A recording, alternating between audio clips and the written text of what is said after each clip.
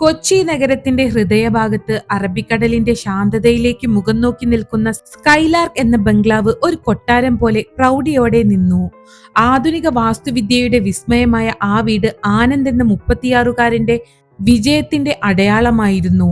കേരളത്തിലെ real estate മേഖലയിലെ ചക്രവർത്തി എന്ന് വിശേഷിപ്പിക്കാവുന്ന ആനന്ദിന് ജീവിതമെന്നാൽ അക്കങ്ങളുടെ കളിയായിരുന്നു.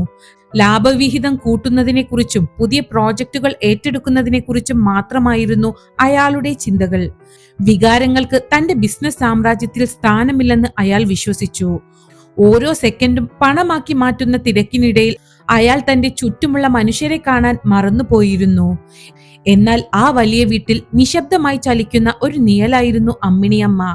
ആനന്ദിന് 2 വയസ്സുള്ളപ്പോൾ അവന്റെ അമ്മ മരിച്ചതാണ്. അന്നു മുതൽ ആ കുഞ്ഞിനെ നെഞ്ചോട് ചേർത്ത് വളർത്തിയത് അമ്മിണിയമ്മയായിരുന്നു. അവന്റെ ഓരോ വളർച്ചയും അവർ കൗതുകത്തോടെ നോക്കി നിന്നു. ഇന്ന് അയാൾ വലിയൊരു ബിസിനസ്സുകാരനായി മാറിയിരിക്കുന്നു. 34 വർഷങ്ങൾ പിന്നിട്ടിട്ടും അമ്മിണിയമ്മ ആ വീട്ടിലെ ഒരു അവിഭാജ്യ ഘടകമായി തുടർന്നു. പക്ഷേ ആനന്ദിനെ സംബന്ധിച്ചിടത്തോളം അവർ വെറുമൊരു ജോലിക്കാരി മാത്രമായിരുന്നു. കൃത്യസമയത്ത് ലഭിക്കുന്ന ചായയും വൃത്തിയുള്ള വസ്ത്രങ്ങളും പോലെ തന്റെ ജീവിതത്തിലെ ഒരു സൗകര്യം മാത്രമായി അയാൾ അവരെ കരുതി. അവർക്ക് എന്തു തോന്നുന്നുവെന്നോ അവരുടെ ജീവിതം എങ്ങനെയാണോ എന്നോ അന്വേഷിക്കാൻ അയാൾക്ക് ഒരിക്കലും തോന്നിയില്ല. കഴിഞ്ഞ കുറച്ചു മാസങ്ങളായി ആനന്ദിന്റെ നിരീക്ഷണ ബുദ്ധിയിൽ ഒരു മാറ്റമുടക്കി. എല്ലാ വ്യാഴാഴ്ചയും രാത്രി 8 മണിക്ക് അമ്മിണിയമ്മ ജോലി കഴിഞ്ഞിറങ്ങുമ്പോൾ കയ്യിൽ 2 വലിയ തുണിസഞ്ചികൾ ഉണ്ടാകും.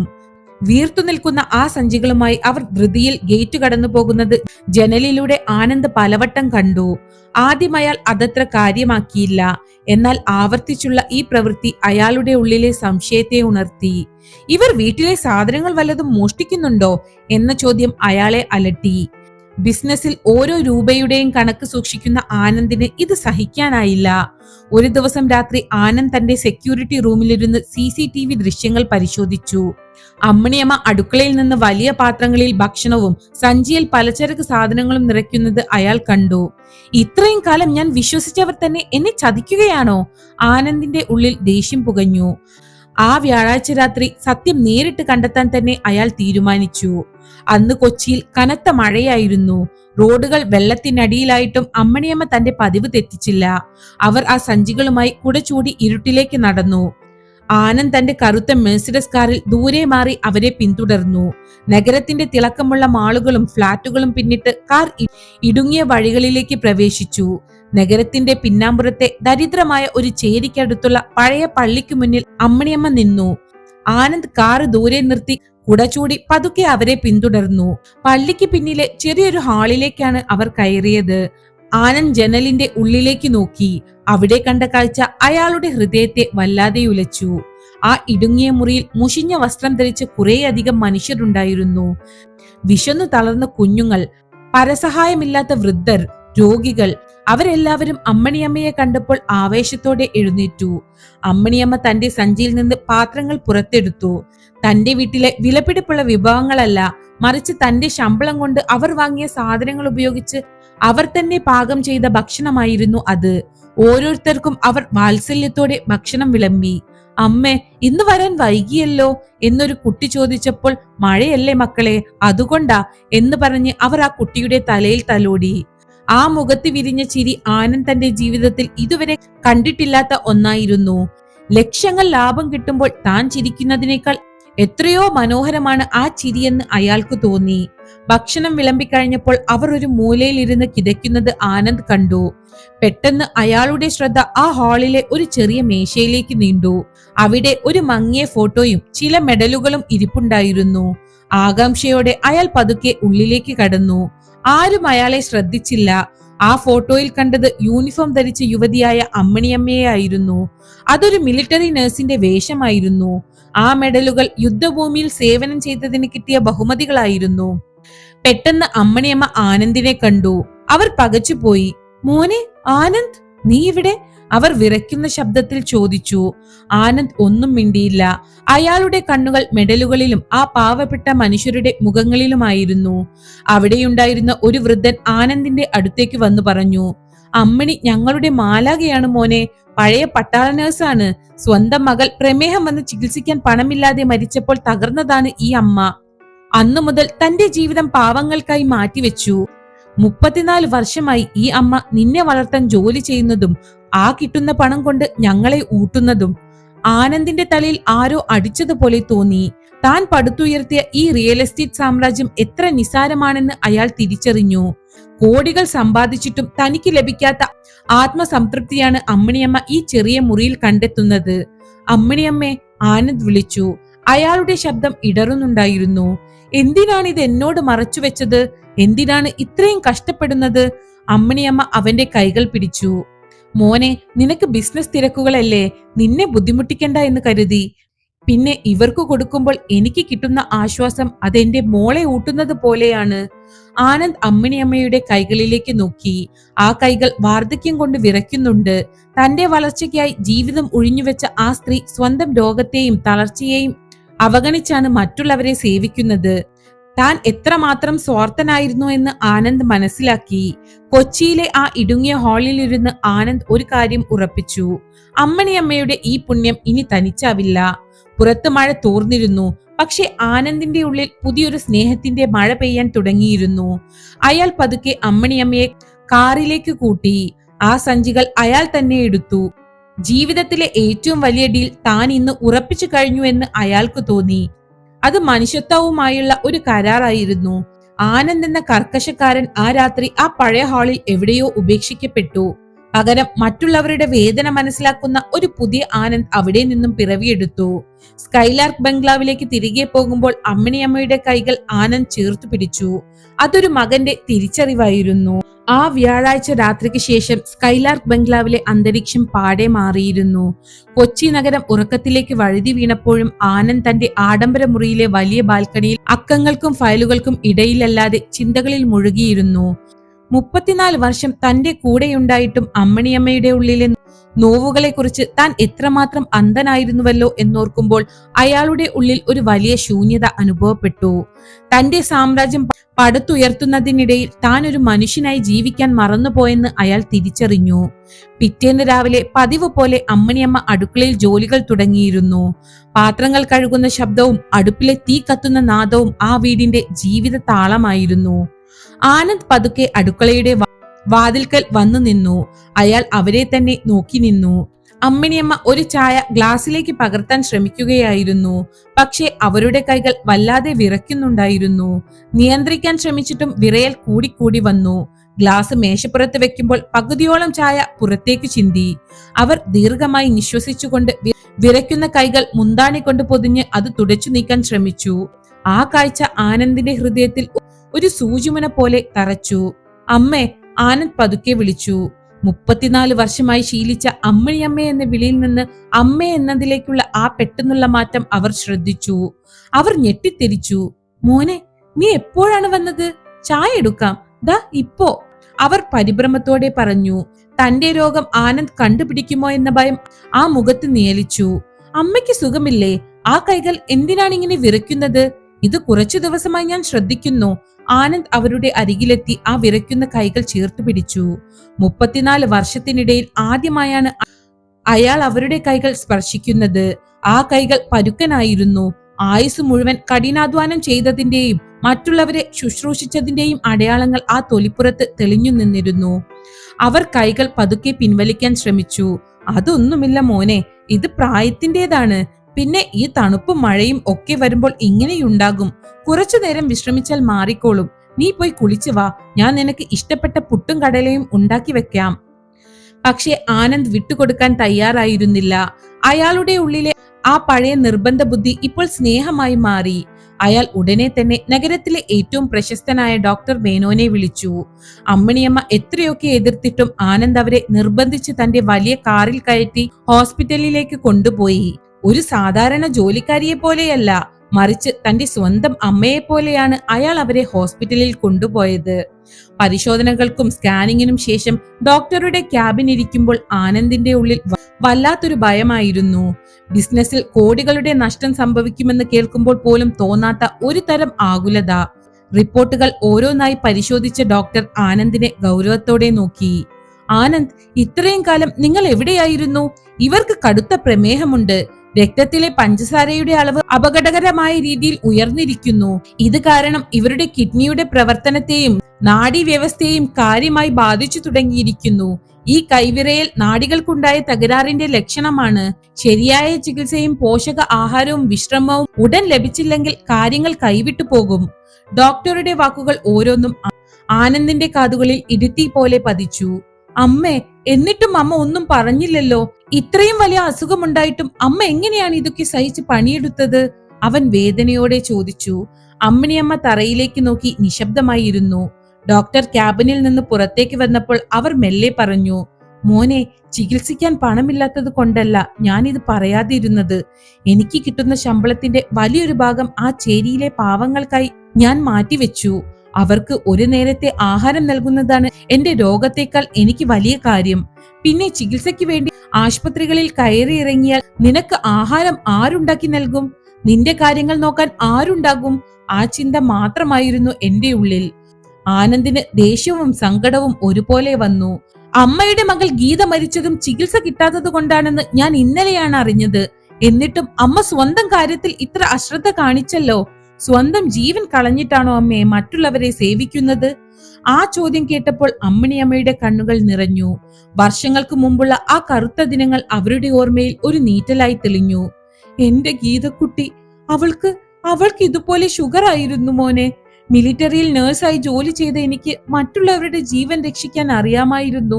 പക്ഷേ എന്റെ കുഞ്ഞിന് ഇൻസുലിൻ വാങ്ങാൻ പണമില്ലാതെ എന്റെ കൈകളിൽ കിടന്നാണ് അവൾ ശ്വാസം വിട്ടത്.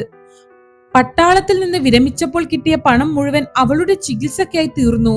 അവൾ പോയപ്പോൾ എനിക്ക് ഈ ലോകത്ത് ആരുമില്ലാതായി. ആ തകർച്ചയിലാണ് ഞാൻ നിന്റെ വീട്ടിലെത്തിയത്. നിന്നെ ആദ്യമായി കണ്ടപ്പോൾ എന്റെ മോളെ കണ്ടതുപോലെ എനിക്ക് തോന്നി. നീ വളരുന്നത് കാണുന്നതായിരുന്നു എന്റെ ഏക ആശ്വാസം. നിനക്ക് വേണ്ടി ജീവിച്ചപ്പോൾ ഞാൻ എന്റെ വേദനകളൊക്കെ മറന്നു. ആനന്ദ് അമ്മിണിയമ്മയെ കെട്ടിപ്പിടിച്ചു. ആ വലിയ ഹോസ്പിറ്റൽ മുറിയിൽ വെച്ച് അയാൾ പൊട്ടിക്കരഞ്ഞു. തന്റെ ബിസിനസ് സാമ്രാജ്യം പടുത്തുയർത്തുന്നതിനിടയിൽ താൻ സ്നേഹിക്കാൻ മറന്നുപോയ തന്റെ അമ്മയാണിതെന്ന് അയാൾ തിരിച്ചറിഞ്ഞു. കോടികളുടെ കരാറുകളിൽ ഒപ്പിടുമ്പോൾ തന്റെ കൂടെയുള്ള ഈ അമ്മയുടെ ആയുസ് ഉരുകിത്തീരുകയായിരുന്നു എന്ന് അയാൾ മനസ്സിലാക്കി. തിരികെ വീട്ടിലേക്കുള്ള യാത്രയിൽ ആനന്ദ് വല്ലാതെ നിശബ്ദനായിരുന്നു. അയാൾ തന്റെ ഫോൺ എടുത്ത് കമ്പനിയിലെ HR മാനേജറെ വിളിച്ചു. പ്രസാദ്, നമ്മുടെ കമ്പനിയിലെ എല്ലാ ജീവനക്കാർക്കും അവരുടെ വീട്ടിലെ ജോലിക്കാർക്കും ഉൾപ്പെടെ ഏറ്റവും മികച്ച മെഡിക്കൽ ഇൻഷുറൻസ് ഇന്നു തന്നെ നടപ്പിലാക്കണം. ആരും ചികിത്സ കിട്ടാതെ കഷ്ടപ്പെടരുത്. അതിന്റെ ചെലവ് എത്രയായാലും എനിക്ക് പ്രശ്നമില്ല. വീട്ടിലെത്തിയ ശേഷം ആനന്ദ് അമ്മിണിയമ്മയെ അവരുടെ മുറിയിലേക്ക് നയിച്ചു.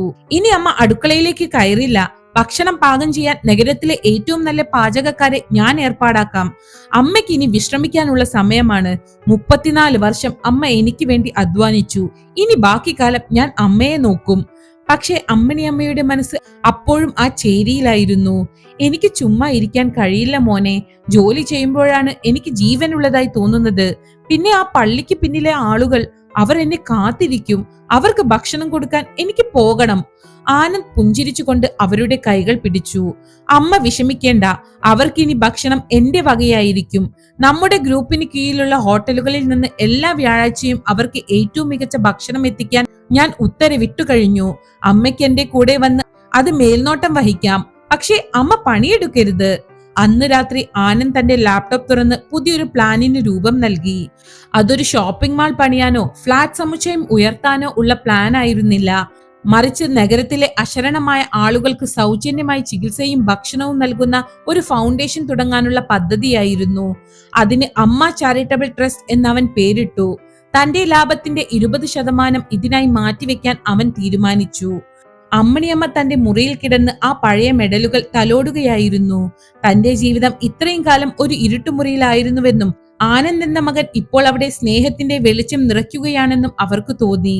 അവർ ജനലിലൂടെ ആകാശത്തേക്ക് നോക്കി പ്രാർത്ഥിച്ചു. ആനന്ദ് തന്റെ മുറിയിലേക്ക് നടക്കുമ്പോൾ അയാൾക്കൊരു വലിയ ഭാരം ഒഴിഞ്ഞു പോയതുപോലെ തോന്നി. ലാഭത്തെക്കാൾ വലിയ സംതൃപ്തി ഒരു മനുഷ്യന്റെ കണ്ണുനീർ തുടയ്ക്കുന്നതിലാണെന്ന് അയാൾ പഠിച്ചു കഴിഞ്ഞു. എന്നാൽ തന്റെ ഈ പുതിയ മാറ്റങ്ങൾ ബിസിനസ് ലോകത്ത് വലിയ ചലനങ്ങൾ ഉണ്ടാക്കുമെന്ന് അയാൾക്കറിയാമായിരുന്നു. തന്റെ പാർട്ട്ണർമാർ ലാഭം കുറയുന്നതിനെതിരെ സംസാരിക്കുമെന്ന് അയാൾക്കുറപ്പായിരുന്നു. എങ്കിലും അയാൾ ഭയപ്പെട്ടില്ല. അടുത്ത ആഴ്ച തന്റെ പുതിയ പ്രോജക്റ്റിന്റെ ഭാഗമായി കുടിയിറക്കാൻ നിശ്ചയിച്ചിരുന്ന സ്ഥലങ്ങൾ സന്ദർശിക്കാൻ ആനന്ദ് തീരുമാനിച്ചു. ആനന്ദിന്റെ കമ്പനി കൊച്ചി നഗരത്തിന്റെ പടിഞ്ഞാറൻ മേഖലയിൽ ഒരു വമ്പൻ IT പാർക്കും ഷോപ്പിംഗ് മാളും നിർമ്മിക്കാനുള്ള അവസാന ഘട്ടത്തിലായിരുന്നു. ഈ പ്രോജക്റ്റിനായി 100 കണക്കിന് ഏക്കർ സ്ഥലം ഏറ്റെടുക്കേണ്ടതായിട്ടുണ്ടായിരുന്നു. അതിൽ ഭൂരിഭാഗവും പാവപ്പെട്ട തൊഴിലാളികൾ താമസിക്കുന്ന പുറമ്പോക്ക് ഭൂമിയും ചെറിയ കുടിലുകളുമായിരുന്നു. മുൻപൊക്കെ ഇത്തരം കുടിയിറക്കലുകൾ ആനന്ദിന് വെറുമൊരു സാങ്കേതിക നടപടി മാത്രമായിരുന്നു. പോലീസിനെ ഉപയോഗിച്ചോ പണം നൽകിയോ ആളുകളെ ഒഴിപ്പിക്കുക എന്നതായിരുന്നു അയാളുടെ രീതി. എന്നാൽ അമ്മിണിയമ്മയുടെ കൂടെയുള്ള അനുഭവത്തിന് ശേഷം ആനന്ദിന്റെ ഉള്ളിൽ ആ പഴയ റിയൽ എസ്റ്റേറ്റ് ഭീമൻ ഒന്ന് പതറി. ഒരു ദിവസം രാവിലെ അയാൾ തന്റെ ഓഫീസിലെത്തി ഈ പ്രൊജക്ടിന്റെ ഫയലുകൾ പരിശോധിച്ചു. ഒഴിപ്പിക്കപ്പെടേണ്ടവരുടെ പട്ടിക നോക്കിയപ്പോൾ അതിൽ 500-ലധികം കുടുംബങ്ങളുടെ പേരുണ്ടായിരുന്നു. ഓരോ പേരിന് പിന്നിലും ഓരോ ജീവിതമുണ്ടെന്ന് അയാൾ ഇപ്പോൾ തിരിച്ചറിയുന്നു. അന്ന് വൈകുന്നേരം ആരും അറിയാതെ ആനന്ദ് ആ പ്രദേശം സന്ദർശിക്കാൻ തീരുമാനിച്ചു. തന്റെ ആഡംബര കാർ ദൂരെ പാർക്ക് ചെയ്ത് സാധാരണ വസ്ത്രം ധരിച്ച് അയാൾ ആ കോളനിയിലേക്ക് നടന്നു. അവിടെയാണ് അയാൾ വാസു എന്ന വൃദ്ധനെ ആദ്യമായി കാണുന്നത്. മുഷിഞ്ഞ മുണ്ടും ഷർട്ടും ധരിച്ച് തന്റെ തകർന്നു വീഴാറായ വീടിന്റെ ഉമ്മറത്തിരുന്ന് വാസു പുകയില മുറക്കുന്നുണ്ടായിരുന്നു. ആ വീടിന്റെ ഭിത്തിയിൽ ആനന്ദിന്റെ കമ്പനി ഒഴിയുക എന്ന നോട്ടീസ് പതിപ്പിച്ചിരിക്കുന്നത് അയാൾ കണ്ടു. ആ നോട്ടീസിലെ ഓരോ വാക്കും ആ കുടുംബത്തിന്റെ അന്ത്യവിധി പോലെ അവിടെ തൂങ്ങിക്കിടന്നു. ആനന്ദ് പതുക്കെ വാസുവിന്റെ അടുത്തേക്ക് ചെന്നു. എന്താ മുത്തശ്ശ ഇവിടെ ഇങ്ങനെ ഇരിക്കുന്നത്? ആനന്ദ് വളരെ സൗമ്യമായി ചോദിച്ചു. വാസു അയാളെ ഒന്ന് നോക്കി. എന്നിട്ട് പുച്ഛത്തോടെ ആ നോട്ടീസിലേക്ക് ചൂണ്ടി. പിന്നെ എന്ത് ചെയ്യണം മോനെ? മണ്ണും വിണ്ണും നോക്കി ഇരിക്കാനല്ലേ പറ്റൂ. നാളെ ഈ വീട് തകർക്കാൻ ആനന്ദ് എന്നൊരുത്തന്റെ ഗുണ്ടകൾ വരും. ഈ പായയിൽ കിടന്നാണ് എന്റെ അച്ഛൻ മരിച്ചത്. ഈ ചുവരിലാണ് എന്റെ മക്കളുടെ ഉയരം ഞാൻ അളന്നു കുറിച്ചിട്ടിരിക്കുന്നത്. ഇപ്പോഴത്തെ പണക്കാർക്ക് ഇതൊക്കെ വെറും കല്ലും മണ്ണും മാത്രമായിരിക്കും. പക്ഷെ ഞങ്ങൾക്കിത് ഞങ്ങളുടെ ശ്വാസമാണ്. വാസുവിന്റെ ശബ്ദത്തിൽ അമർഷത്തേക്കാൾ വലിയ സങ്കടമായിരുന്നു നിലച്ചിരുന്നത്. വാസുവിന്റെ വാക്കുകൾ ആനന്ദിന്റെ നെഞ്ചിൽ കനലായി വീണു. താൻ വെറുമൊരു ലാഭം മാത്രം നോക്കി തകർക്കാൻ പോകുന്ന ഓരോ വീടിന് പിന്നിലും ഇതുപോലെ ഒരുപാട് ഓർമ്മകളുണ്ടെന്ന് അയാൾ ആദ്യമായി തിരിച്ചറിഞ്ഞു. നിങ്ങൾക്ക് പണം തരുന്നുണ്ടല്ലോ, അത് വാങ്ങി വേറെ എവിടെയെങ്കിലും പോയിക്കൂടെ? ആനന്ദ് പതുക്കെ ചോദിച്ചു. വാസു പൊട്ടിത്തെറിച്ചു. പണമോ? നിന്റെ ആ മുതലാളി തരുന്ന പണം കൊണ്ട് കൊച്ചി നഗരത്തിൽ ഒരടി മണ്ണ് കിട്ടുമോ? ഞങ്ങളെ പോലുള്ളവർ എങ്ങോട്ട് പോകണം? കടൽ തീരത്തോ അതോ റെയിൽവേ ട്രാക്കിലോ? ഞങ്ങളെ ഇവിടുന്ന് ഓടിച്ചിട്ട് അവിടെ വലിയ മാളുകൾ ഉണ്ടാക്കി നിങ്ങൾ എന്ത് നേടാനാണ്? ആ ചോദ്യത്തിന് മുന്നിൽ ആനന്ദ് നിശബ്ദനായി. ആ ചോദ്യത്തിന് മറുപടി നൽകാൻ ആനന്ദിന് കഴിഞ്ഞില്ല. അയാൾ അവിടെ നിന്ന് വേഗം നടന്നു നീങ്ങി. തന്റെ ഓഫീസിൽ തിരിച്ചെത്തിയ ആനന്ദ് ഉടൻ തന്നെ ഒരു ബോർഡ് മീറ്റിംഗ് വിളിച്ചു ചേർത്തു. കമ്പനിയിലെ ഉന്നത ഉദ്യോഗസ്ഥരും നിക്ഷേപകരും അവിടെ സന്നിധരായിരുന്നു. എല്ലാവരും പുതിയ പ്രോജക്റ്റിൽ നിന്നുള്ള കോടികളുടെ ലാഭത്തെക്കുറിച്ച് സംസാരിക്കുകയായിരുന്നു. എന്നാൽ ആനന്ദ് തന്റെ പുതിയ തീരുമാനം പ്രഖ്യാപിച്ചു.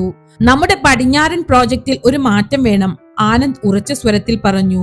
അവിടെയുള്ള ഒരൊറ്റ കുടുംബത്തെയും നമ്മൾ തെരുവിലേക്ക് ഇറക്കില്ല. അവർക്കായി ആ പ്രോജക്റ്റിന്റെ ഒരു ഭാഗത്ത് എല്ലാ സൗകര്യമുള്ള ഫ്ളാറ്റുകൾ നമ്മൾ തന്നെ നിർമ്മിച്ചു നൽകണം. അവരെ മാറ്റി താമസിപ്പിച്ചതിനു ശേഷം മാത്രമേ നിർമ്മാണം തുടങ്ങാവൂ. അവർക്ക് അവിടെ ജോലിയും ഉറപ്പാക്കണം. ഹാളിൽ വലിയ ബഹളമായി. ഇത് അപ്രായോഗികമാണ് ആനന്ദ്. ലാഭം പകുതിയായി കുറയും. നിക്ഷേപകർ പിന്മാറും. നമ്മുടെ എതിരാളികൾ അത് നമുക്കെതിരെയുള്ള ആയുധമാക്കും. പാർട്ട്ണറായ ഷെറിൻ രോഷത്തോടെ പറഞ്ഞു. ലാഭം കുറഞ്ഞാലും കുഴപ്പമില്ല. നമ്മൾ പണിയുന്നത് മനുഷ്യർക്ക് വേണ്ടിയായിരിക്കണം, അല്ലാതെ അവരെ കൊന്നിട്ടാവരുത്, ആനന്ദ് പ്രഖ്യാപിച്ചു. ആ വാക്കുകൾക്ക് പിന്നിൽ അമ്മിണിയമ്മയുടെ തണലുണ്ടായിരുന്നു. ബോർഡിലെ ഭൂരിഭാഗവും അയാളെ എതിർത്തു. എന്നാൽ തന്റെ പേരിലുള്ള ഓഹരികൾ ഉപയോഗിച്ച് ആനന്ദ് ആ തീരുമാനം നടപ്പിലാക്കാൻ ഉറച്ചു നിന്നു. അന്ന് രാത്രി വീട്ടിലെത്തിയ ആനന്ദ് അമ്മിണിയമ്മയോട് ഈ കാര്യങ്ങൾ പറഞ്ഞു. അവർ അവന്റെ തലയിൽ തലോടിക്കൊണ്ട് പറഞ്ഞു. മോനെ, നീ ഇന്ന് ശരിക്കുള്ള ബിസിനസ്സുകാരനായി മാറി. പണം സമ്പാദിക്കാൻ ആർക്കും കഴിയും. പക്ഷെ മനുഷ്യരുടെ അനുഗ്രഹം നേടാൻ വലിയ മനസ്സുണ്ടാകണം. നീ ചെയ്യുന്നത് നല്ല കാര്യമാണ്. പക്ഷെ സൂക്ഷിക്കണം, നന്മ ചെയ്യുമ്പോൾ എതിർപ്പുകൾ കൂടും. അമ്മിണിയമ്മ പറഞ്ഞത് ശരിയായിരുന്നു. കാര്യങ്ങൾ അത്ര എളുപ്പമായിരുന്നില്ല. ആനന്ദിന്റെ ഈ തീരുമാനം ബിസിനസ് ലോകത്ത് വലിയ ശത്രുക്കളെ സൃഷ്ടിച്ചു.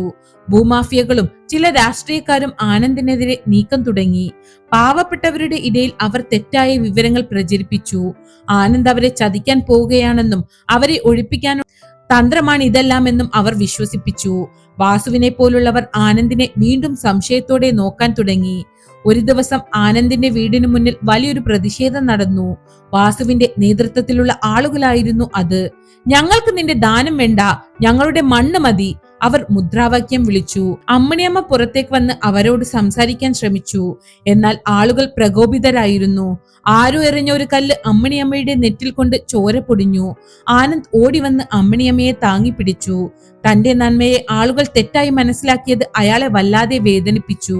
എങ്കിലും അയാൾ അവരോട് ദേഷ്യപ്പെട്ടില്ല. ചോര തുടച്ചുകൊണ്ട് അമ്മണിയമ്മ വാസുവിനോട് പറഞ്ഞു, വാസുവേട്ടാ, അവൻ നിങ്ങളെ ചതിക്കില്ല. അവൻ എന്റെ മകനാണ്. അവൻ പഠിച്ച പാഠങ്ങൾ തെറ്റല്ല. നിങ്ങൾക്കായി അവൻ സ്വന്തം കമ്പനിയോടാണ് പൊരുതുന്നത്. വാസുവും കൂട്ടരും അമ്മിണിയമ്മയുടെ ചോര കണ്ടപ്പോൾ ഒന്ന് സ്തംഭിച്ചു. ആനന്ദിന്റെ കണ്ണുകളിലെ സത്യസന്ധത അവർക്ക് മനസ്സിലാകാൻ പതുക്കെ തുടങ്ങുകയായിരുന്നു. എങ്കിലും വിശ്വാസം വീണ്ടെടുക്കാൻ ആനന്ദിന് ഇനിയും കഠിനാധ്വാനം ചെയ്യേണ്ടതുണ്ടായിരുന്നു. കൊച്ചി നഗരത്തിലെ ഒരു ആഡംബര ഹോട്ടലിന്റെ കോൺഫറൻസ് ഹാളിൽ കനത്ത നിശബ്ദത തളം കെട്ടി നിന്നു. എയർ കണ്ടീഷണറിന്റെ നേർത്ത ശബ്ദം പോലും അലോസരപ്പെടുത്തുന്ന വിധത്തിലുള്ള ഗൗരവമായിരുന്നു അവിടെ. ആനന്ദിന്റെ കമ്പനിയുടെ ചരിത്രത്തിലെ ഏറ്റവും നിർണായകരമായ ബോർഡ് മീറ്റിംഗ് ആയിരുന്നു അത്. ടേബിളിന്റെ ഒരറ്റത്ത് ആനന്ദ് ശാന്തനായിരുന്നു. എന്നാൽ മറുവശത്ത് ഷെറിനും മറ്റ് നിക്ഷേപകരും രോഷാകുലരായി പരസ്പരം നോക്കുന്നുണ്ടായിരുന്നു. ആനന്ദിന്റെ പുനരധിവാസ പദ്ധതി കമ്പനിയെ സാമ്പത്തികമായി തകർക്കുമെന്നും ലാഭം പകുതിയായി കുറയ്ക്കുമെന്നും അവർ വാദിച്ചു. ഷെറിൻ ഓരോ ഫയലുകളും മേശപ്പുറത്തേക്ക് ആഞ്ഞു തള്ളിക്കൊണ്ട് ആക്രോശിച്ചു. ആനന്ദ്, നീ ഈ കമ്പനിയുടെ സിഇഒ ആണ്, അല്ലാതെ ഒരു ചാരിറ്റി സംഘടനയുടെ പ്രസിഡന്റ് അല്ല. നിന്റെ ഈ വൈകാരികമായ മണ്ടത്തരം കാരണം നമ്മുടെ ഷെയർ വാല്യൂ കുത്തനെ ഇടിയുകയാണ്. നിക്ഷേപകർ നമ്മളെ കൈവിടുകയാണ്. ആനന്ദ് പതുക്കെ എഴുന്നേറ്റു. അയാളുടെ കണ്ണുകളിൽ ഭയമില്ലായിരുന്നു, മറിച്ച് അസാധാരണമായ ഒരു ദൃഢതയുണ്ടായിരുന്നു. ഷെറിൻ, ലാഭം എന്നാൽ വെറും അക്കങ്ങളല്ല. നമ്മൾ പണിയുന്ന മാളുകളിൽ നിന്ന് സാധനങ്ങൾ വാങ്ങാൻ ഈ നാട്ടിലെ മനുഷ്യർക്ക് ശേഷിയുണ്ടാകണം. ഒരു വശത്ത് വലിയ ഗ്ലാസ് കൊട്ടാരങ്ങളും മറുവശത്ത് പട്ടിണി കിടക്കുന്ന മനുഷ്യരും. ഇതൊരു വികസനമല്ല, ഇതൊരു വിനാശമാണ്. ഞാൻ എന്റെ തീരുമാനത്തിൽ മാറ്റം വരുത്തില്ല. ആ പാവങ്ങളുടെ വീടിന് മുകളിൽ എനിക്ക് എന്റെ ബിസിനസ് സാമ്രാജ്യം കെട്ടിപ്പൊക്കേണ്ട. ഇത് കേട്ട ഷെറിൻ ഒരു ക്രൂരമായ ചിരിയോടെ തന്റെ അവസാനത്തെ അടവ് പുറത്തെടുത്തു. എങ്കിൽ ആനന്ദ്, ഞങ്ങൾക്ക് മറ്റൊരു വഴിയുമില്ല. ബോർഡിലെ ഭൂരിഭാഗം അംഗങ്ങളും നിന്നെ പുറത്താക്കാൻ വോട്ട് ചെയ്തിരിക്കുന്നു. നിനക്ക് ഇന്നു മുതൽ ഈ കമ്പനിയിൽ ഒരു അധികാരവുമില്ല. നീ പടുത്തുയർത്തിയ ഈ കസേരയിൽ ഇനി നിനക്ക് സ്ഥാനമില്ല. നിന്റെ ഈ മാനുഷിക പരിഗണന നിന്നെ പാപ്പരാക്കിയിരിക്കുന്നു. ആ പ്രഖ്യാപനം ഹാളിൽ വലിയൊരു നിശബ്ദത സൃഷ്ടിച്ചു. ആനന്ദ് ഒരു നിമിഷം സ്തംഭിച്ചു പോയി. താൻ സ്വന്തം വിയർപ്പൊഴുക്കി പടുത്തുയർത്തിയ സാമ്രാജ്യത്തിൽ നിന്ന് തന്നെ പുറത്താക്കിയിരിക്കുന്നു. എന്നാൽ അയാൾ തോറ്റു പിന്മാറാൻ തയ്യാറായിരുന്നില്ല. ഫയലുകൾ മടക്കി ഹാളിന് പുറത്തേക്ക് നടക്കുമ്പോൾ അയാൾ ശാന്തനായി പറഞ്ഞു, നിങ്ങൾക്ക് എന്നെ കസേരയിൽ നിന്ന് മാറ്റാം, പക്ഷെ ഈ മനുഷ്യരുടെ അവകാശത്തിന് വേണ്ടിയുള്ള എന്റെ പോരാട്ടം തടയാനാവില്ല. ആര് ശരിയാണെന്ന് ചരിത്രം തെളിയിക്കും. വീട്ടിലെത്തിയ ആനന്ദ് വല്ലാതെ തളർന്നിരുന്നു. അമ്മണിയമ്മ അകലെ നിന്ന് അവനെ നോക്കി. അവരുടെ കണ്ണുകളിൽ ഒരു അമ്മയുടെ ആകുലതയുണ്ടായിരുന്നു. നെറ്റിയിലെ മുറിവിൽ കെട്ടിയ പ്ലാസ്റ്ററുമായി അവർ അവന്റെ അടുത്തേക്ക് വന്നു. മോനെ, സങ്കടപ്പെടേണ്ട. ഒരു വാതിൽ അടിയുമ്പോൾ ദൈവം മറ്റൊരു വാതിൽ തുറക്കും. നീ ചെയ്തത് ശരിയാണ്. ലോകം നിന്നെ തള്ളി പറഞ്ഞാലും ഈ അമ്മ നിന്റെ കൂടെയുണ്ട്. അമ്മണിയമ്മയുടെ ആ വാക്കുകൾ അവന് നൽകിയ ആശ്വാസം 1 കോടി രൂപയേക്കാൾ വലുതായിരുന്നു. അന്ന് വൈകുന്നേരം ആനന്ദ് വീണ്ടും ആ കോളനിയിലേക്ക് പോയി. ഇത്തവണ അയാൾ പോയത് ഒരു വലിയ ബിസിനസ് ഉടമയായോ അധികാരമുള്ളവനായോ അല്ല, മറിച്ച് എല്ലാം നഷ്ടപ്പെട്ട ഒരു സാധാരണക്കാരനായാണ്. വാസു തന്റെ തകർന്നു വീഴാറായ വീടിന് മുന്നിൽ നിസ്സഹായനായി ഇരിക്കുന്നത് കണ്ടപ്പോൾ ആനന്ദിന്റെ നെഞ്ചു പിടഞ്ഞു. ഷെറിൻ അയച്ച ഗുണ്ടകൾ അവിടെയുള്ള വീടുകൾ തകർക്കാൻ JCBയുമായി എത്തിയിരിക്കുന്നു. പോലീസിനെ സ്വാധീനിച്ച് അവർ നിയമങ്ങൾ കാറ്റിൽ പറത്തി. നിർത്തു ഇത്! ആനന്ദ് മുന്നോട്ട് വന്ന് ആക്രോശിച്ചു. JCBക്ക് മുന്നിൽ അയാൾ ഒരു പ്രതിരോധ മതിലായി നിന്നു. ആനന്ദ്, നീ എന്തിനാണ് ഇങ്ങോട്ട് വന്നത്? നിന്നെ അവർ കമ്പനിയിൽ നിന്ന് പുറത്താക്കിയെന്ന് ഞങ്ങൾ അറിഞ്ഞു.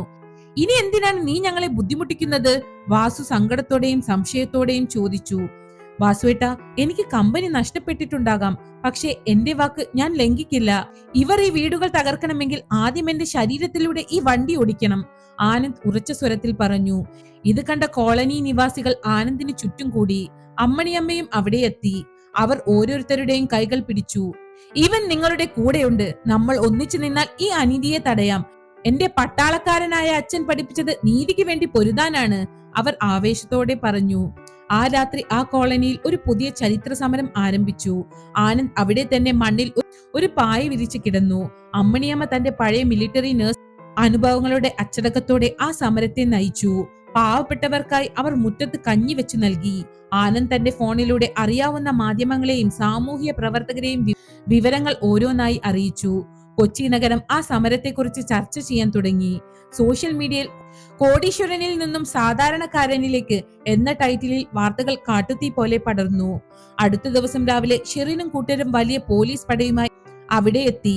ആനന്ദ്, നീ നിന്റെ മാന്യത കളയുകയാണ്. ഇവിടെ നിന്ന് മാറൂ, അല്ലെങ്കിൽ ഞങ്ങൾക്ക് ബലം പ്രയോഗിക്കേണ്ടി വരും, ഷെറിൻ ഭീഷണിപ്പെടുത്തി. എന്നാൽ ആനന്ദ് അവിടെ നിന്നും ഒരു ഇഞ്ച് അനങ്ങിയില്ല. പക്ഷെ അപ്പോഴേക്കും അത്ഭുതകരമായ ഒന്നാണ് സംഭവിച്ചത്.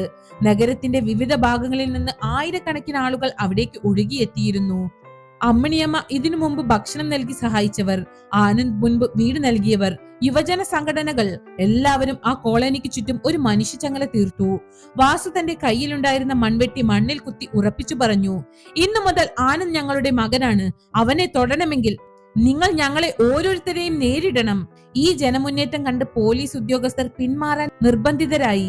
സർക്കാരിനും മനുഷ്യാവകാശ കമ്മീഷനും ഈ വിഷയത്തിൽ അടിയന്തരമായി ഇടപെടേണ്ടി വന്നു. ആനന്ദിന്റെ പുനരധിവാസ പദ്ധതി മാതൃകാപരമാണെന്നും ആളുകളെ കുടിയിറക്കാൻ പാടില്ലെന്നുമുള്ള കോടതി ഉത്തരവ് സ്റ്റേ ആയി ഉടൻ തന്നെ പുറത്തു വന്നു. ഷെറിനും കൂട്ടർക്കും നിയമത്തിന്റെ മുന്നിൽ തല കുനിച്ചു മടങ്ങേണ്ടി വന്നു. തങ്ങളുടെ ആക്രോശം ജനശക്തിക്ക് മുന്നിൽ നിസ്സാരമാണെന്ന് അവർ തിരിച്ചറിഞ്ഞു. അന്ന് വൈകുന്നേരം ആനന്ദും അമ്മിണിയമ്മയും വാസുവും ആ കോളനിയിലെ ചെറിയ കൂരയ്ക്ക് മുന്നിലിരുന്നു. മോനെ, ഞാൻ നിന്നെ തെറ്റിദ്ധരിച്ചു. പണക്കാർക്ക് ഹൃദയമില്ലെന്നാണ് ഞാൻ കരുതിയിരുന്നത്. പക്ഷെ നീ തെളിയിച്ചു ഹൃദയമാണ് ഏറ്റവും വലിയ സമ്പാദ്യമെന്ന്. നിന്റെ ലാഭത്തെക്കാൾ നീ വില നൽകിയത് ഞങ്ങളുടെ കണ്ണുനീരനാണല്ലോ. വാസു ആനന്ദിന്റെ കൈകൾ പിടിച്ചു വിതുമ്പി. അമ്മണിയമ്മയുടെ കണ്ണുകളിലും സന്തോഷാശ്രുക്കൾ പൊടിഞ്ഞു. അവർ ആനന്ദിനെ നോക്കി പുഞ്ചിരിച്ചു. താൻ വളർത്തിയ മകൻ ഇപ്പോൾ ഒരു വലിയ ബിസിനസ്സുകാരനേക്കാൾ വലിയൊരു മനുഷ്യനായി മാറിയിരിക്കുന്നു. ആനന്ദ് തന്റെ കമ്പനിയിലെ സ്ഥാനം പോയതിൽ ഒട്ടും സങ്കടപ്പെട്ടില്ല. പകരം നൂറുകണക്കിന് കുടുംബങ്ങളുടെ പ്രാർത്ഥന തനിക്ക് ലഭിച്ചല്ലോ എന്ന ആത്മസംതൃപ്തിയിലായിരുന്നു അയാൾ. നഗരത്തിലെ തിരക്കുകളിൽ നിന്ന് മാറി ആ രാത്രി ആ കോളനിയിൽ ഉത്സവ പ്രതീതിയായിരുന്നു. ആനന്ദ് അമ്മിണിയമ്മയുടെ മടിയിൽ തലചായ്ച്ചു കിടന്നു. അമ്മേ, ഞാൻ തോറ്റുപോയോ? എന്റെ സമ്പാദ്യമെല്ലാം പോയില്ലേ? അവൻ പതുക്കെ ചോദിച്ചു. ഇല്ല മോനെ, നീ ഇന്ന് ലോകം മുഴുവൻ ജയിച്ചിരിക്കുന്നു. ഇത്രയും പേരുടെ സ്നേഹം നേടാൻ എത്ര കോടികൾ കൊടുത്താലും കഴിയില്ല. ഇതാണ് യഥാർത്ഥ വിജയം. നിന്റെ അമ്മ മുകളിലിരുന്ന് നിന്നെ നോക്കി അഭിമാനിക്കുന്നുണ്ടാകും. അമ്മിണിയമ്മ അവന്റെ നെറ്റിയിൽ തലോടി. കൊച്ചിയിലെ ആ ചെറിയ കോളനിയിൽ പുതിയൊരു പുലരി പിറക്കാൻ പോവുകയായിരുന്നു. ആനന്ദ് തന്റെ ബാക്കിയുള്ള സ്വകാര്യ സമ്പാദ്യം ഉപയോഗിച്ച് ആ പ്രദേശം ഒരു മാതൃകാ ഗ്രാമമായി മാറ്റാൻ തീരുമാനിച്ചു. ആ പദ്ധതിക്ക് അയാൾ അമ്മ ഗ്രാമം എന്ന് പേരിട്ടു. ശത്രുക്കൾക്ക് മുന്നിൽ പതറാതെ തളരാതെ അയാൾ പുതിയൊരു ജീവിതം തുടങ്ങുകയായിരുന്നു. താൻ വിതച്ച സ്നേഹം വമ്പൻ മരമായി വളരുന്നത് അയാൾ അനുഭവിച്ചു. കൊച്ചി നഗരത്തിലെ ആ പഴയ കോളനി ഇപ്പോൾ പഴയതുപോലെയല്ല. അവിടെ ഇപ്പോൾ വലിയ മാളുകളോ IT പാർക്കുകളോ അല്ല ഉയർന്നത്. മറിച്ച് മനുഷ്യത്വം പൂത്തുലയുന്ന അമ്മ ഗ്രാമം എന്ന മനോഹരമായ ഒരു പാർപ്പിട സമുച്ചയമാണ്. ആനന്ദിന്റെ പോരാട്ടം വെറുതെയായില്ല. കമ്പനിയിൽ നിന്ന് പുറത്താക്കപ്പെട്ടെങ്കിലും കോടതി വിധിയും ജനപിന്തുണയും ആനന്ദിന് അനുകൂലമായി.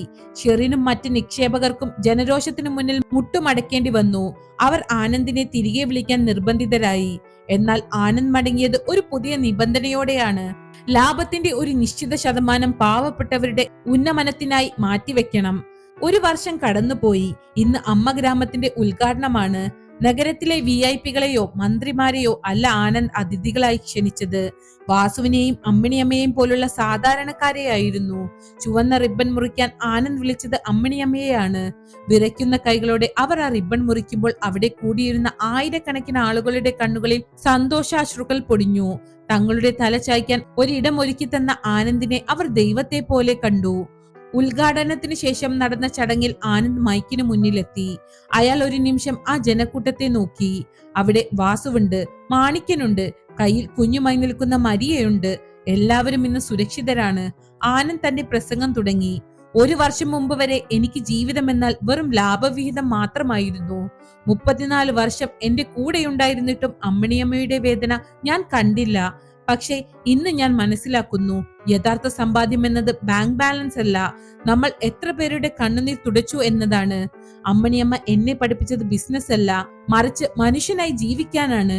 അമ്മിണിയമ്മ സദസ്സിലിരുന്ന് അത് കേൾക്കുമ്പോൾ അവരുടെ മുഖത്ത് വലിയൊരു ആത്മസംതൃപ്തി ഉണ്ടായിരുന്നു. എന്നാൽ ആനന്ദിന്റെ മനസ്സിൽ ഒരു വലിയ ആഗ്രഹം ബാക്കിയുണ്ടായിരുന്നു. അമ്മിണിയമ്മയുടെ മകൾ ഗീത ചികിത്സ കിട്ടാതെ മരിച്ച ആ വേദന അയാൾക്ക് മറക്കാൻ കഴിഞ്ഞിരുന്നില്ല. ആ ചടങ്ങിൽ വെച്ച് ആനന്ദ് തന്റെ പുതിയ പദ്ധതി പ്രഖ്യാപിച്ചു. അമ്മ ഗ്രാമത്തിന്റെ ഹൃദയഭാഗത്ത് ഒരു മൾട്ടി സ്പെഷ്യാലിറ്റി ഹോസ്പിറ്റൽ ഉയരും. ഗീതാ സ്മാരക അതുരാലയം എന്നായിരിക്കും അതിന്റെ പേര്. അവിടെ പ്രമേഹ രോഗികൾക്കും പാവപ്പെട്ടവർക്കും സൗജന്യ ചികിത്സ നൽകും. ഒരമ്മയ്ക്കും ഇനി തന്റെ മകൾ മരുന്നില്ലാതെ മരിക്കുന്നത് കണ്ടു നിൽക്കേണ്ടി വരില്ല. അമ്മിണിയമ്മയ്ക്ക് തന്റെ കാതുകളെ വിശ്വസിക്കാനായില്ല. അവർ പൊട്ടിക്കരഞ്ഞു പോയി. തന്റെ മകളുടെ പേരിൽ ഇങ്ങനെയൊരു സ്ഥാപനം വരുമെന്ന് അവർ സ്വപ്നത്തിൽ പോലും വിചാരിച്ചിരുന്നില്ല. ആനന്ദ് സ്റ്റേജിൽ നിന്ന് ഇറങ്ങി വന്ന് അമ്മിണിയമ്മയെ കെട്ടിപ്പിടിച്ചു. ഇത് അമ്മയ്ക്കുള്ള എന്റെ സമ്മാനമാണ്, അവൻ മന്ത്രിച്ചു. ആ രാത്രി സ്കൈലാർക്ക് ബംഗ്ലാവിൽ വലിയൊരു വിരുന്നായിരുന്നു. പക്ഷെ അത് പഴയതുപോലെ ബിസിനസ് പാർട്ടി ആയിരുന്നില്ല. അമ്മിണിയമ്മ പാകം ചെയ്ത വിഭവങ്ങൾ ആനന്ദും വാസുവും മാണിക്യനും ചേർന്ന് ആസ്വദിച്ചു കഴിച്ചു. അമ്മിണിയമ്മയുടെ പ്രമേഹം ഇപ്പോൾ നിയന്ത്രണത്തിലാണ്. ആനന്ദ് നിർബന്ധിച്ച് അവർക്ക് കൃത്യമായ ചികിത്സയും വിശ്രമവും നൽകുന്നുണ്ട്. എങ്കിലും അവർക്ക് വെറുതെ ഇരിക്കാൻ വയ്യ. അവർ ഇപ്പോൾ ഗീതാ സ്മാരക ആതുരാലയത്തിന്റെ ചീഫ് അഡ്വൈസർ ആണ്. വിരുന്നിനിടയിൽ വാസു ആനന്ദിനോട് ചോദിച്ചു, മോനെ, നിനക്ക് ആ പഴയ വലിയ ബിസിനസ് ലോകം നഷ്ടമായതിൽ വിഷമമുണ്ടോ? ആനന്ദ് ജനാലയിലൂടെ പുറത്തെ നക്ഷത്രങ്ങളെ നോക്കി പറഞ്ഞു, ഇല്ല വാസുവേട്ടാ, അന്ന് എനിക്ക് പണമുണ്ടായിരുന്നു, പക്ഷെ സമാധാനമില്ലായിരുന്നു. ഇന്ന് എനിക്ക് കുടുംബമുണ്ട്. അമ്മിണിയമ്മയെ പോലൊരു അമ്മയുണ്ട്. നിങ്ങളെ പോലുള്ള സുഹൃത്തുക്കളുണ്ട്. ഇതിനേക്കാൾ വലിയൊരു സാമ്രാജ്യം ഇനി എനിക്ക് കിട്ടാനില്ല. ബിസിനസ്സിൽ ഞാൻ ലാഭമുണ്ടാക്കിക്കൊണ്ടിരിക്കുകയാണ്. പക്ഷെ അത് ഡോളർ ആയിട്ടല്ല, മനുഷ്യരുടെ പ്രാർത്ഥനയിലൂടെയാണ്. അന്ന് രാത്രി ഉറങ്ങാൻ കിടക്കുമ്പോൾ ആനന്ദ് തന്റെ പഴയ ഡയറി എടുത്തു. അതിൽ അയാൾ ലാഭത്തിന്റെ കണക്കുകൾ എഴുതാറുള്ള പേജ് കീറിക്കളഞ്ഞു. പകരം പുതിയൊരു പേജിൽ അയാൾ എഴുതി, നമ്മുടെ ജീവിതം അർത്ഥവത്താകുന്നത് നമ്മൾ മറ്റുള്ളവർക്ക് നൽകുന്ന വെളിച്ചത്തിലൂടെയാണ്. അടുത്ത ദിവസം രാവിലെ അമ്മിണിയമ്മ പതിവ് പോലെ ആനന്ദിന് കാപ്പി കൊണ്ടുവന്നു. ഇത്തവണ അവരുടെ കൈകൾ വിറയ്ക്കുന്നുണ്ടായിരുന്നില്ല. അവർ ആനന്ദിന്റെ നെറ്റിയിൽ ഒരു ഉമ്മ നൽകി. ആനന്ദ് അമ്മിണിയമ്മയുടെ അനുഗ്രഹം വാങ്ങി തന്റെ പുതിയ ഓഫീസിലേക്ക് ഇറങ്ങി. അവിടെ ഇപ്പോൾ ഫയലുകൾക്ക് പകരം പൂക്കളും പുഞ്ചിരിക്കുന്ന മുഖങ്ങളുമാണ് അവനെ വരവേൽക്കുന്നത്. കൊച്ചി നഗരം പതിവ് പോലെ തിരക്കിലായിരുന്നു. പക്ഷേ ആ തിരക്കുകൾക്കിടയിൽ ഒരിടത്ത് സ്നേഹത്തിന്റെ ഒരു വലിയ നദി ഒഴുകുന്നുണ്ടായിരുന്നു. ആനന്ദും അമ്മിണിയമ്മയും ചേർന്ന് തീർത്ത ആ നദി ആയിരക്കണക്കിന് മനുഷ്യരുടെ ദാഹം തീർത്തുകൊണ്ട് ഒഴുകിക്കൊണ്ടേയിരിക്കുന്നു. ആനന്ദിന്റെ ജീവിതം ഒരു പാഠമായിരുന്നു. തിരിച്ചറിവുകൾ വൈകിയുണ്ടാകാം, പക്ഷേ അവ ജീവിതത്തെ മാറ്റിമറിക്കാൻ ശേഷിയുള്ളവയാണ്. അമ്മിണിയമ്മയുടെ പണ്ടത്തെ ആ മെഡലുകൾ ഇപ്പോൾ ആനന്ദിന്റെ ഓഫീസിലെ പ്രമുഖമായ ഒരിടത്ത് ഇരിക്കുന്നുണ്ട്. യുദ്ധഭൂമിയിലെ ധീരതയ്ക്കുള്ള മെഡലുകളല്ല അവ, മറിച്ച് സ്നേഹം കൊണ്ട് ലോകത്തെ ജയിച്ച ഒരു അമ്മയ്ക്കുള്ള ആദരവായിരുന്നു അത്. ആനന്ദ് ആ മെഡലിലേക്ക് നോക്കി ഓരോ ദിവസവും തന്റെ ജോലികൾ തുടങ്ങുന്നു. അമ്മയും മകനും തമ്മിലുള്ള ആ ബന്ധം കൊച്ചിയിലെ അറബിക്കടലിന്റെ അലയൊരികൾ പോലെ ശാന്തവും സുന്ദരവുമായി തുടർന്നു. കഥയുടെ ഈ അന്ത്യം വെറുമൊരു അന്ത്യമല്ല, മറിച്ച് സ്നേഹത്തിന്റെ പുതിയൊരു അധ്യായത്തിന്റെ തുടക്കമായിരുന്നു. ഇരുട്ടിൽ നിന്ന് വെളിച്ചത്തിലേക്കും സ്വാർത്ഥതയിൽ നിന്ന് നന്മയിലേക്കുള്ള ഒരു മനുഷ്യന്റെ പരിവർത്തനത്തിന്റെ കഥ അവിടെ പൂർണ്ണമാകുന്നു.